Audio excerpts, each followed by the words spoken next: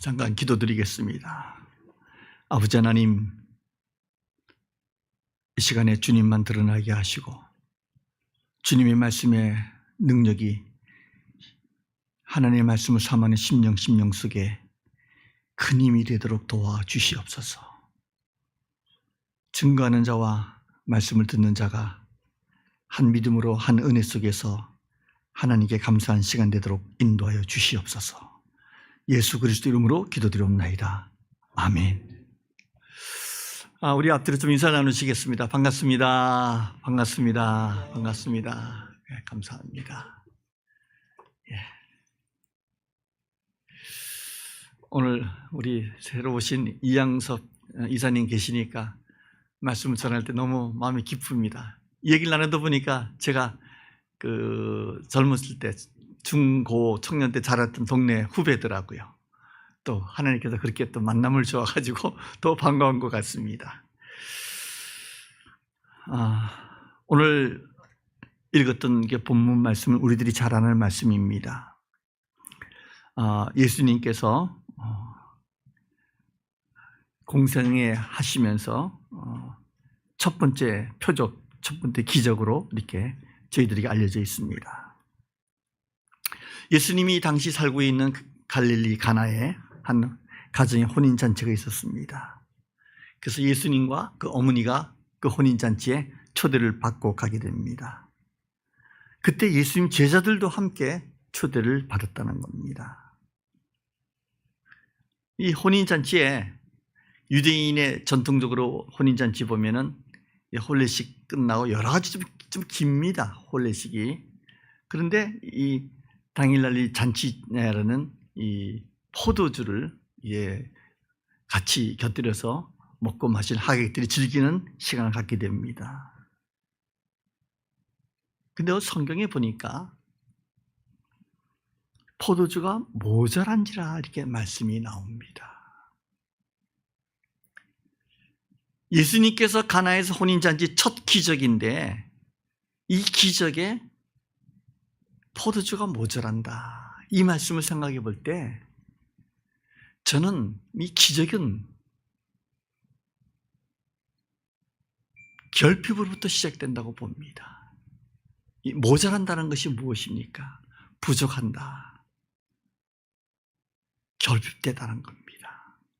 우리가 인생을 살다 보면은 여러 가지 개인이나 국가나 결핍의 시대에 살고 있습니다. 어떤 나라는 에너지가 부족해가지고 온 국민이 고통을 당하고 있습니다. 또 개인인 건강이 결핍되어가지고 힘든 시간을 보내고 있습니다.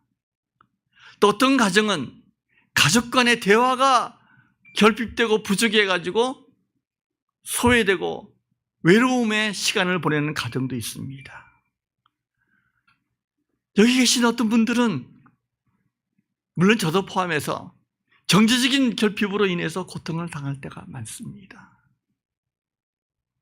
이 결핍이라는 것이 우리 삶에 많이 힘들고 지치게 만듭니다.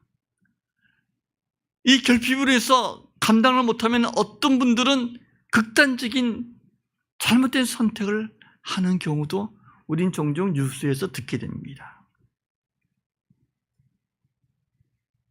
근데 이 하나님께서 성경에 여러 가지 표적과 기적을 이루시는데 이 기적은 바로 이 변화의 시작입니다. 이런 변화라는 건 참 어려운 겁니다. 오늘 물이 포도주가 됐다는 것은 질적인 변화입니다. 오병이의 사건은 양적인 변화입니다. 변화라는 것은 쉬운 것이 아닙니다. 기적의 본질은 바로 변화입니다. 변화가 바로 기적을 우리들에게 가져다 주는 겁니다. 때로는 이 변화는 불편하게 될 수도 있습니다.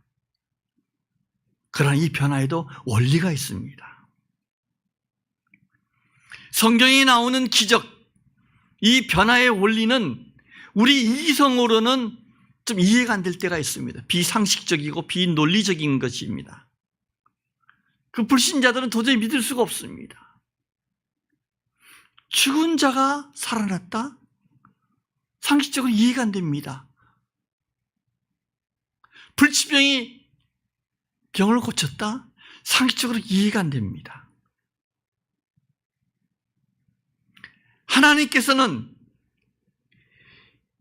인간의 결핍을 통해서 기적의 변화를 이루시는 것입니다. 오늘 읽은 이 성경 본문에서도 바로 가나의 혼인잔치 예수님이 첫 행한 표적은 결핍으로부터 시작됩니다. 우리 조금 전에 읽었던 본문 말씀, 포도주가 모자란지라. 포도주가 떨어졌다는 겁니다. 잔치집에 포도주가 떨어졌다는 겁니다. 생각해 보십시오. 하객들 많은데 즐기고 축복하고 이런 시간에 포도주가 떨어졌다. 근데 성경은 우리에게 예수님이 이 결핍의 부족함을 통해서 하나님의 살아계시고 예수님이 어떤 분인지를 우리들에게 가르쳐 주고 있는 것입니다. 성경 여러 곳에 하나님의 기적이 나오고 있습니다. 오병이어의 기적도 마찬가지입니다. 요한복음 6장에 보면은 예수님께서 5,000명이랑 군중이 예수님 말씀을 들으러 왔을 때 먹을 때가 됐는데 먹을 음식이 없다는, 음식이 부족하다는, 음식이 결핍됐다는 그 사실을 아시고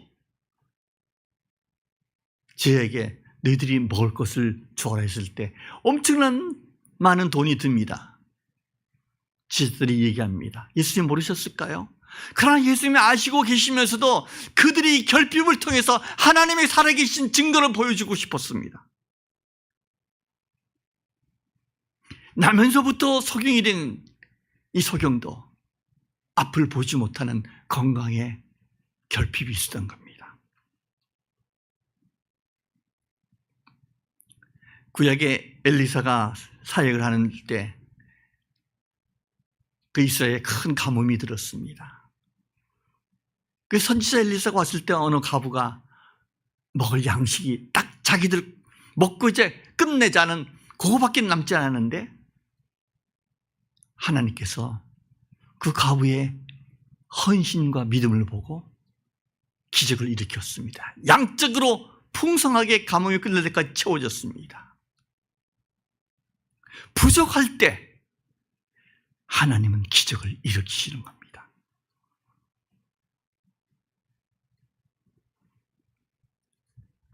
우리 신약에 보면은 삭개오라는 사람이 있습니다.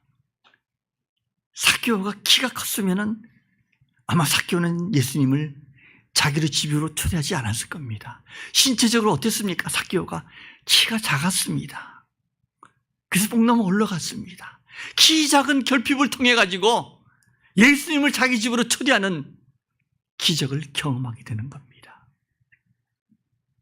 우리가 인생을 살다 보면 닥쳐오는 많은 결핍들, 부족함들, 가난, 질병들, 이것이 불신의 눈으로 본다면 불평이고 원망이고 힘든 일이겠지만은, 그러나 믿음의 눈으로 볼 때는 하나님이 나의 결핍을 통해 가지고 나의 부족함을 통하여 하나님의 기적을 일으키시는 재료가 되겠구나. 믿음으로 받길 주 이름으로 축원드립니다. 기적의 원리는 첫째는 결핍에서 시작된다는 것을 기억하시기 바랍니다.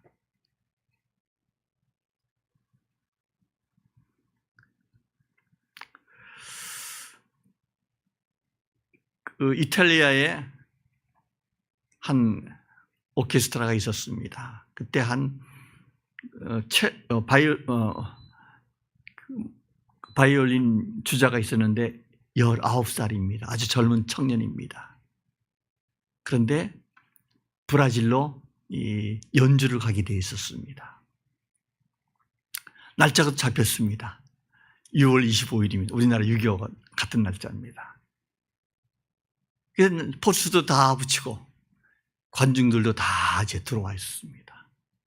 근데 지휘자하고 그 진행하고 기획하고 있는 극장주하고 평소에 좋지 않은 감정이 있었습니다. 그래서 지휘자가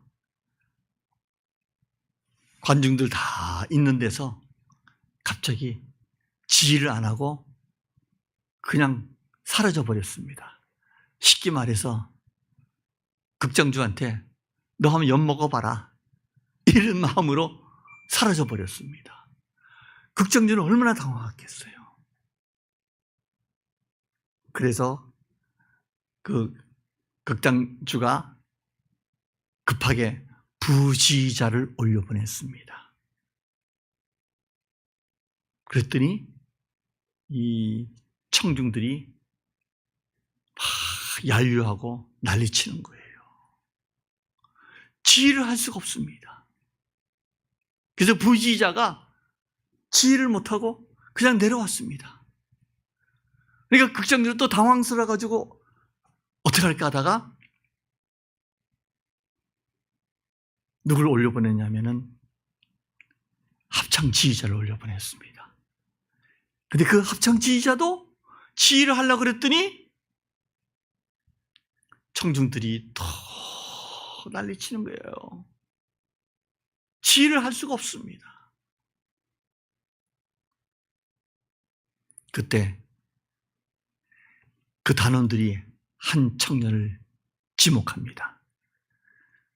그 청년이 단원들의 이야기를 듣고 나가서 딱 보면대 앞에 섰습니다. 그러니까 알지도 못하는 사람이 지휘한다 그러니까 청중들이 또 야유가 나옵니다. 근데 그 청중은 그런 아랑곳 하지 않고 갑자기 지휘하기 전에 악보를 다 덮습니다. 악보를 다 덮은 다음에 지휘를 하는데 시간이 좀 지날수록 청중들이 웅성웅성 소리를 내다가 나중에는 조용해지는 겁니다. 그리고 연주가 다 끝났을 때 큰 기립박수를 받습니다. 원래 오페라든지 이런 큰 극장에서 청중들이 반응이 정말 감동받으면 박수를 칩니다. 두 번째로 감동을 받으면 기립박수를 칩니다. 너무 감동을 받으면 발을 구릅니다. 청중들이 발을 구르는 거예요. 이 19살 난 청년이 누군지 아십니까? 우리들이 잘 알고 있는 아르투노 토스카니입니다.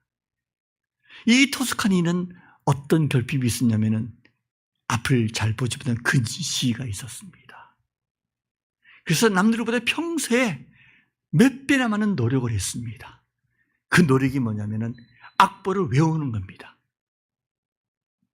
악보를 외우니까 악보 있는 거 하나도 틀림없이 정확하게 지휘를 할 수가 있었던 겁니다.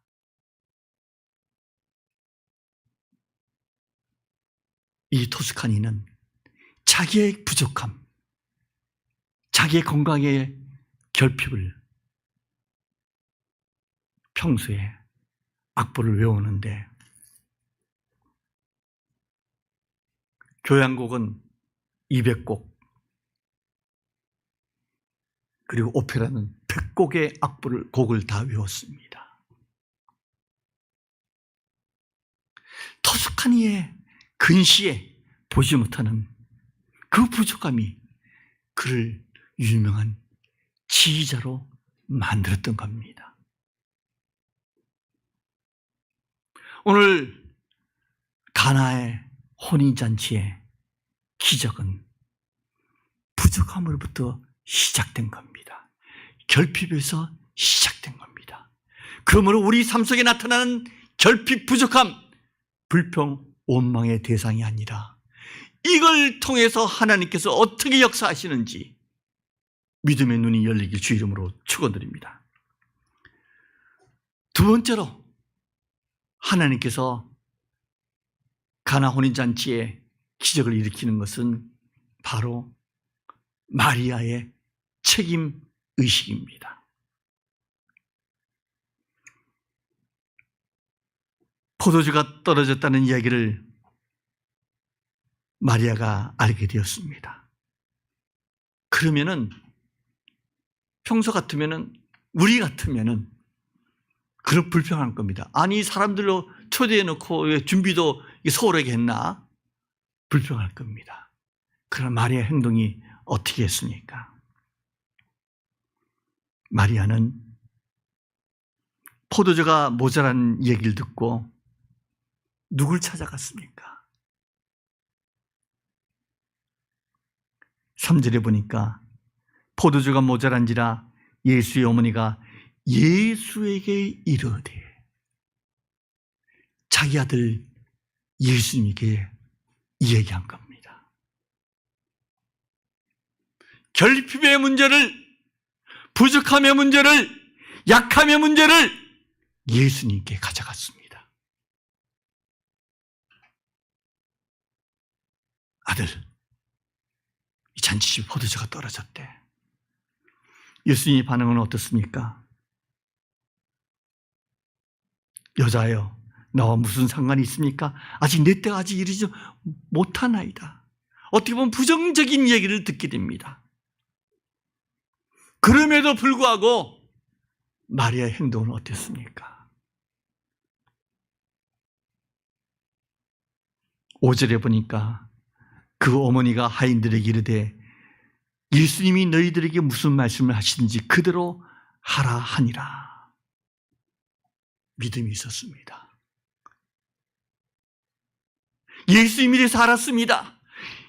이 결핍의 문제를 해결해 주신 예수님이 어떤 능력이 있는 것을 알았습니다. 그리고 하인들에게 얘기하는 겁니다. 예수님이 무슨 말씀을 하시든지 너희들은 그대로 행하라는 겁니다.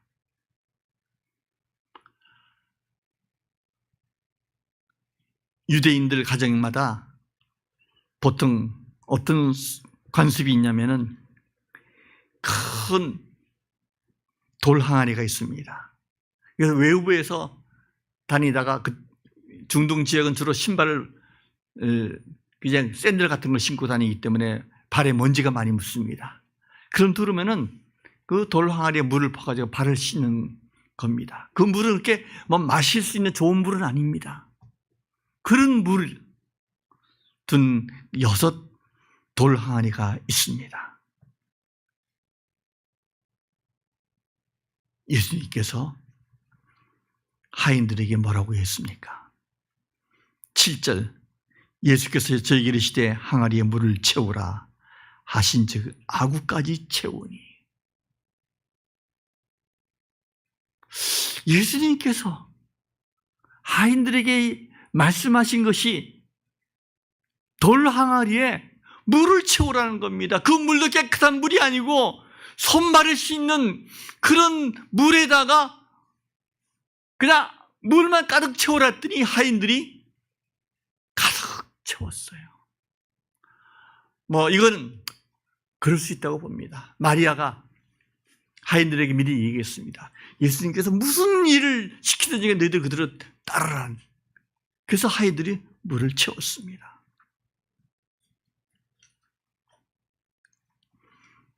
그 이후에 어떻게 했습니까?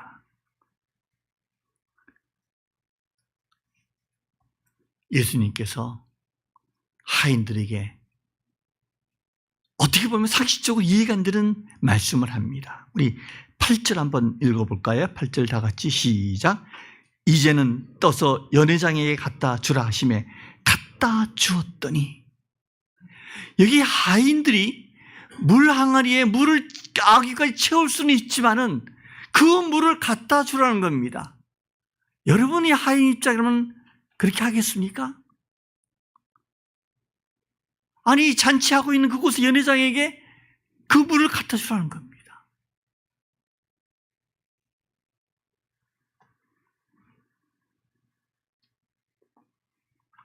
여러분, 생각해 보십시오.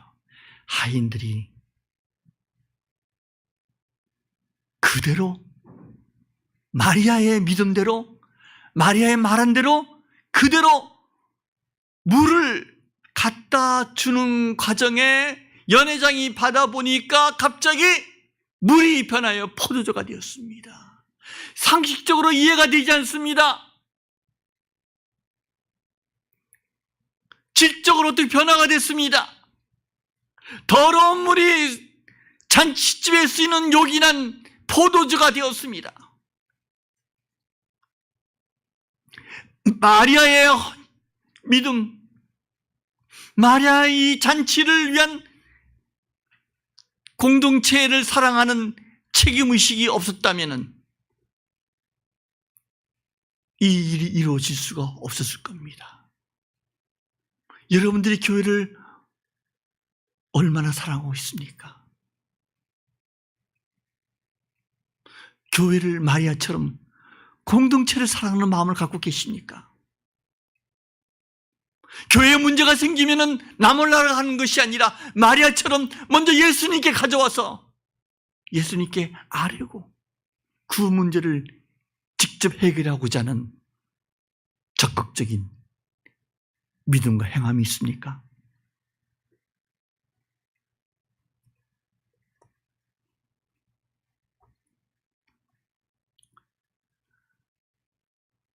우리나라가 복음을 받아들이기 전에 1800년 후반기에 대단히 선교하기 어려웠습니다. 대원군의 세국 정치로 인해서 기독교가 탄압을 받고 천주교가 탄압을 받고 많은 순교자들이 생겼습니다. 그때 미국에서 한 신학교에 알버트 목사님이 설교를 하게 됩니다. 그리고 동양의 한 나라를 소개시킵니다. 조선이라는 나라가 있는데 지금 문이 열렸다. 이제는 들어가도 순교당하지 않는다. 그 1300만 명 그 조선인들이 가난과 핍박과 고통 속에 살고 있는데 그들이 하나님을 모르고 있다. 조선의 현황을 소개시키고 누가 가서 복음을 전할 것인가? 그곳에 참석한 많은 신학생들이 은혜를 받았습니다. 마침 그곳에 이미 인도 선교사로 가기로 헌신된 한 신학생이 있었습니다. 그리고 일본말까지도 다 배운 상태입니다.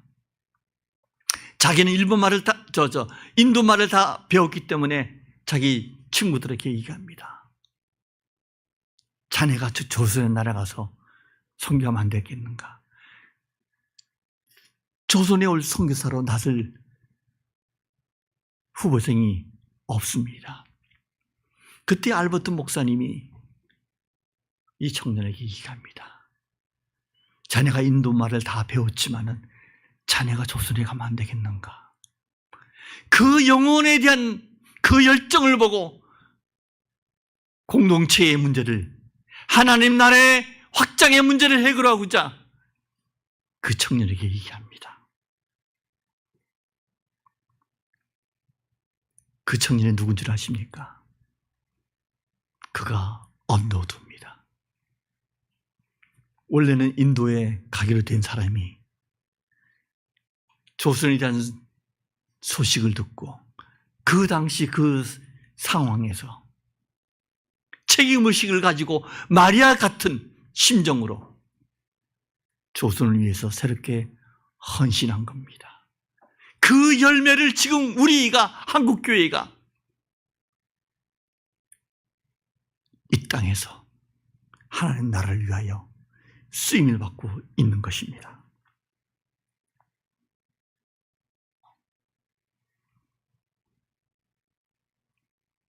하나님께서 기적을 일으키실 때, 세 번째로는 하인들이 끝까지 순종한 걸 볼 수 있습니다. 첫째는 하나님께서는 우리 인간의 결핍을 통하여 하나님의 능력을 나타내시고, 두 번째는 마리아의 책임의식을 통해서 하나님께서 기적을 일으키신다면, 세 번째는 하인들의 끝까지 순종하는 자세입니다.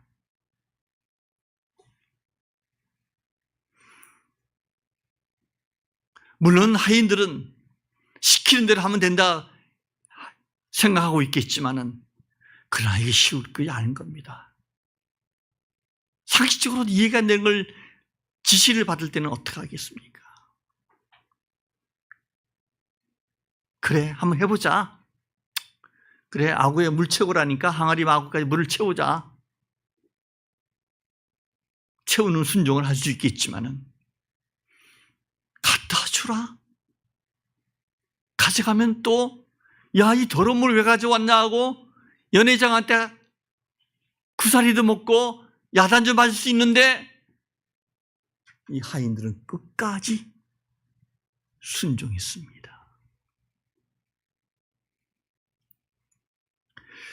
교회 안에는요, 두 가지의 신앙 수준이 있습니다. 연회장의 신앙이 있습니다. 연회장은 기적을 경험하지 않았기 때문에 나타난 결과만 가지고 평가합니다. 물이 변하여 포도주가 된 그 기적의 놀라운 체험을 하지를 못합니다. 그리고 이 포도주가 맛있느니 맛없느니 평가만 합니다. 근데 또 하나의 신앙의 수준은 기적을 직접 경험하는 하인들이 있는 겁니다. 저는 여기 계신 분들이 신앙생활할 때 하나님의 기적을 직접 경험하는 은혜가 있길 주 이름으로 축원드립니다. 비록 내가 하인의 신분이었지만은 더러운 물이 변하여 포도주가 되는 그 기적을 내가 눈으로 경험하는 체험을, 살아계신 하나님을 내가 직접 만나고 정말 하나님께서 일을 행하셨구나 눈으로 목도한 하인들의 그 기적의 체험이 여러분 삶 속에 나타나길 주 이름으로 축원드립니다.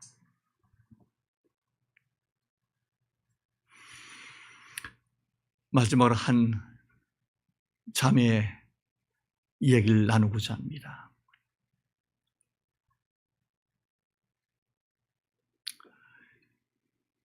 우리가 잘 아는 오페라 가운데 부치니의 나비 부인이라는 오페라가 있습니다.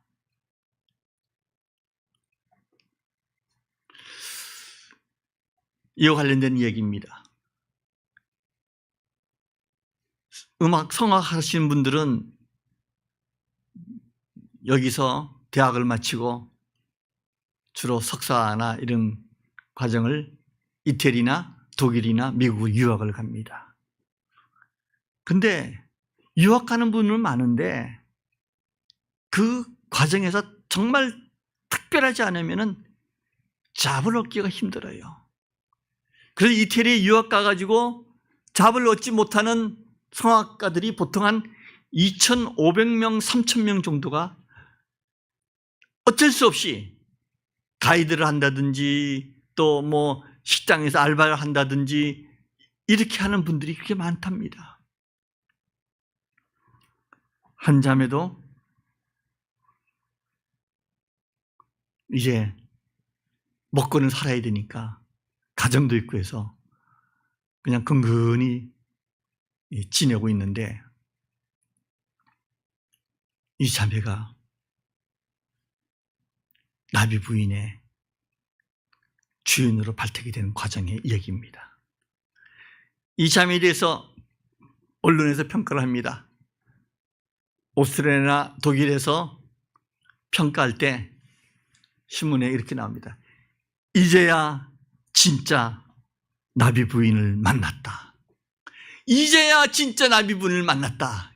이런 제목하에 좋은 호평이 나오게 됩니다. 그리고 이 부친이 나비부인 오페라 마치면 그렇게 청중들이 박수치고 발을 구르는 이런 열공 같은 호응을 받게 됩니다.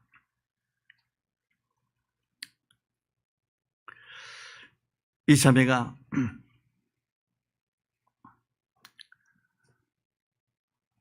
주연도 못 해보고 조연만 몇 번 했는데 늘 본인이 컴플렉스가 있었습니다. 내 외모 때문에 그러지 않았는가. 동양인들의 특징이 있습니다. 여러분 혹시 아십니까? 손흥민이 축구하다 보면은 관중들이 이 조롱하는 걸 하고 있습니다. 뭡니까?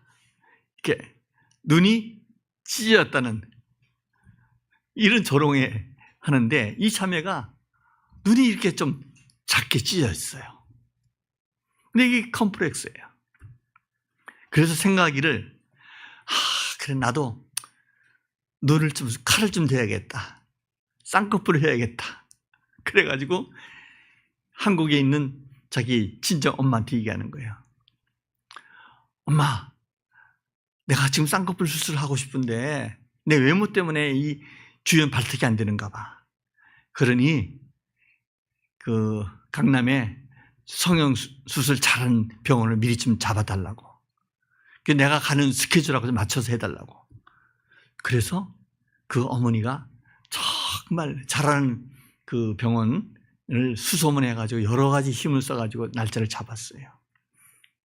그래서 이번 주에 이제 내가 한국 가서 수술하고 오겠다 계획을 세웠는데 그날 주일이 되어서 이태리에 있는 한인교회에서 예배를 드리는데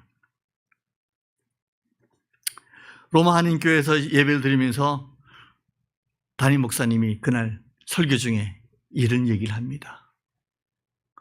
왜 여러분들은 하나님께서 주어진 것을 감사하지 않습니까? 있는 그대로 받지 않고 왜 감사하지 않습니까? 이런 설교 말씀에 찌끔한 거예요.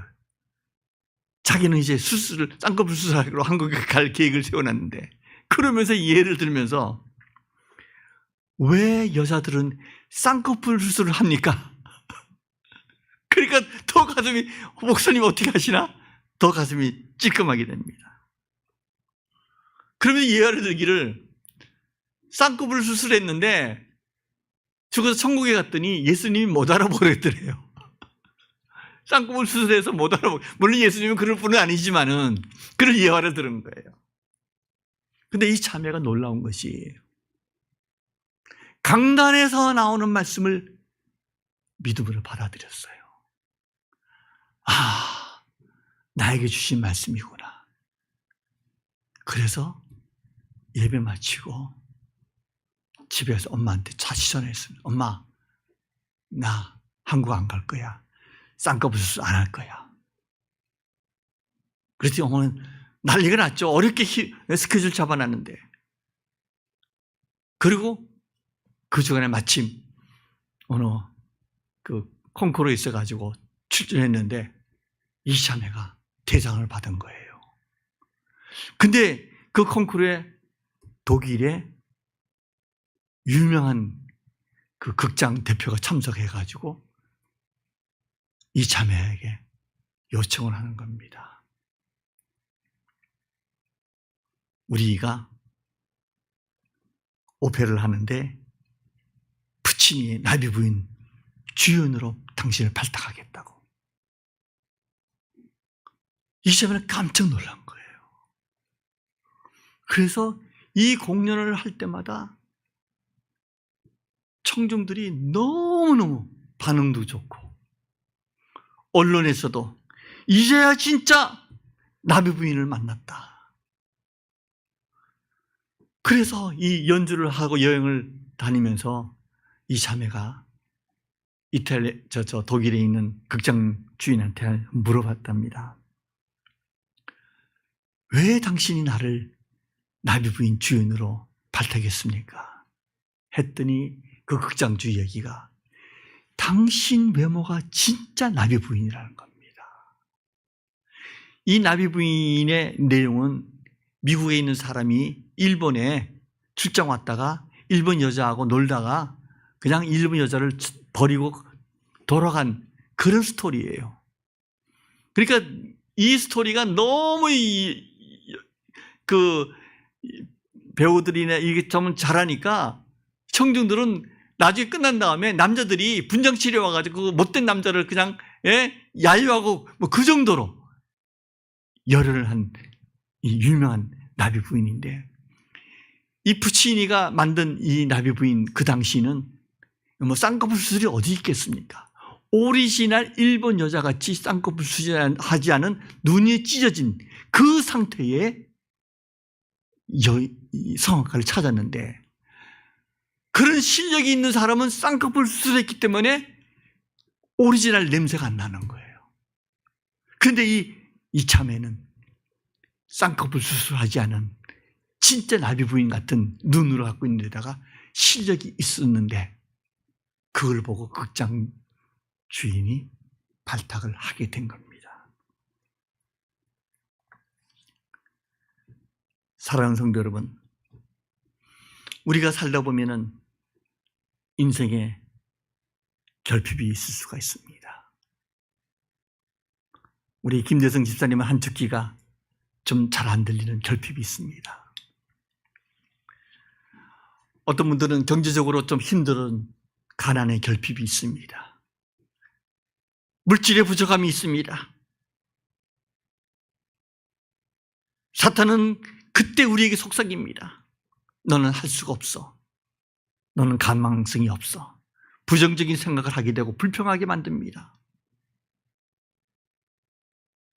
누구든지 결핍이 있지만은, 그러나 이 결핍 속에서 내가 믿음으로 말씀에 순종하면은 하나님께서 그 결핍의 재료를 이용해 가지고 기적을 일으키십니다. 할렐루야.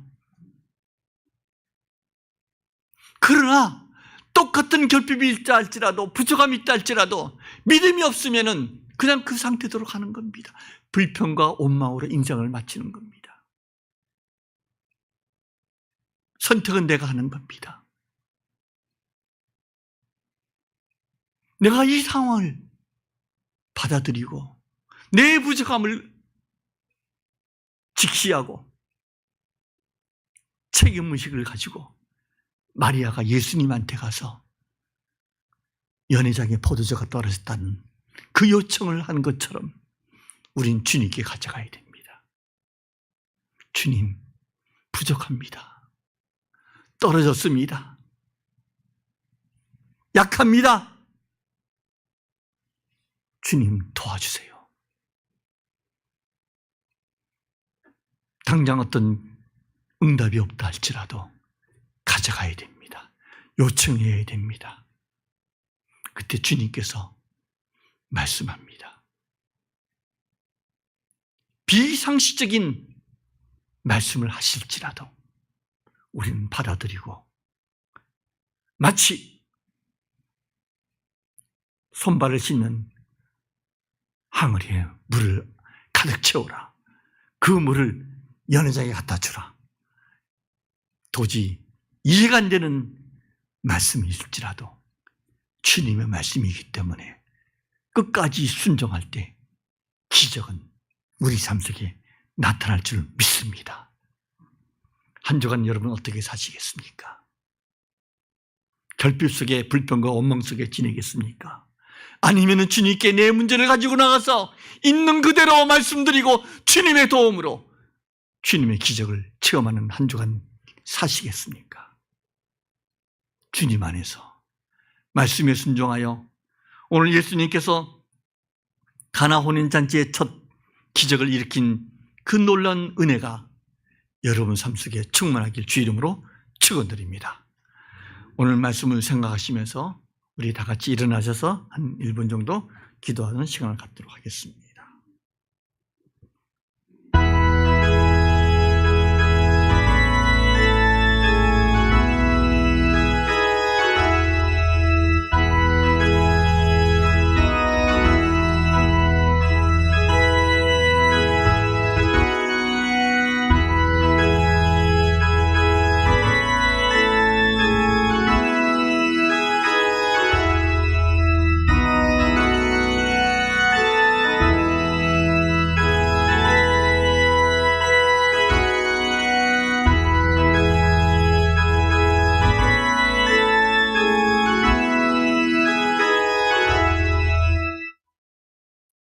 아버지 하나님, 우리 삶 속에 나타나는 여러 가지 부족함, 결핍, 가난, 질병, 이 모든 것이 하나님이 기적을 일으키는 재료인 줄 믿습니다.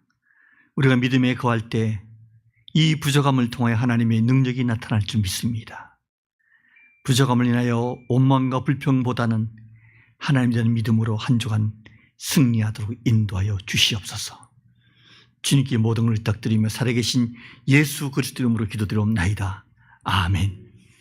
이제는 우리 주 예수 그리스도의 은혜와 하나님 아버지의 놀라운 사랑과 성령님의 위로 같은 역사 충만하심이 나의 결핍을 원망과 불평 대신 주님께 가져가서 주님에 대한 말씀에 순종하여 하나님의 기적을 경험하기를 원하는 주의 백성들 머리와 자녀와 생업이 이제부터 영원토록 함께 있을지어다. 아멘.